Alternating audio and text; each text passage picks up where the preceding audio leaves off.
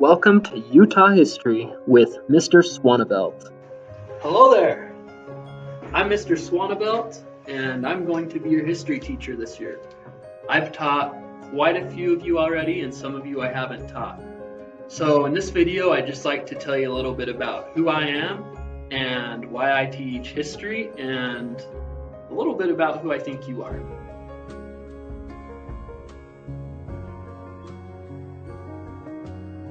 I'll start with my name. It's pronounced Swanevelt, and so I put the swan here to help you remember how to say it right. I don't see myself as a teacher. I'd rather call myself a learning coach. I help inspire young people to strive to be the best version of themselves through learning history. That's why I'm here. When I was in college, I wanted to be a businessman and make lots of money. Then I found out that I was a horrible businessman. Then I decided I'd become an advertiser and make commercials and social media campaigns for big companies. Least to say, I was pretty good at it, but I didn't like it.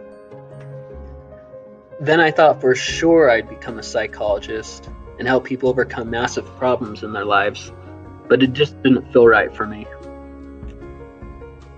I had to stop thinking about money and think about what I loved. When I was in college, I had a teaching job and I absolutely loved it. Why did I love it? Because I could help people become a better version of themselves. So I signed up for classes to become a teacher.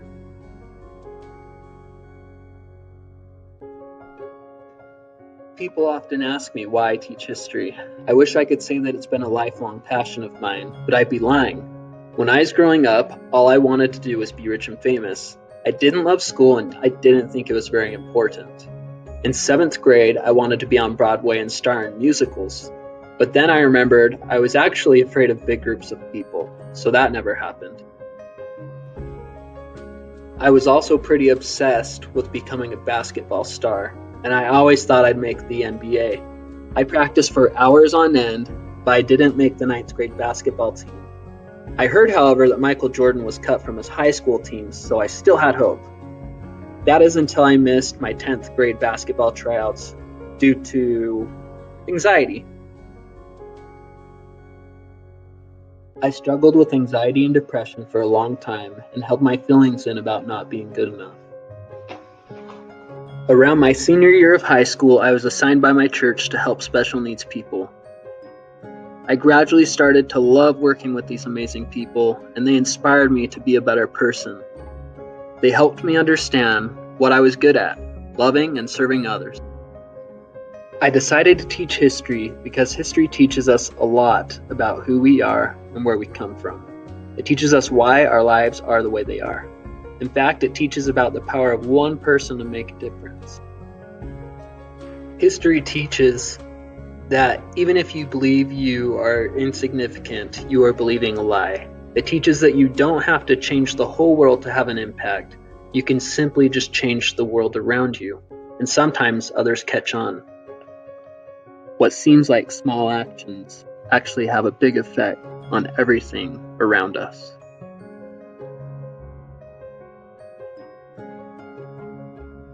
If I could go back to my teenage self, I teach myself a lot of things like how to save money for the future, how not to be afraid of people, maybe that BYU and Utah Jazz games shouldn't affect my attitude towards life, or that I actually do like sushi if I would just try it.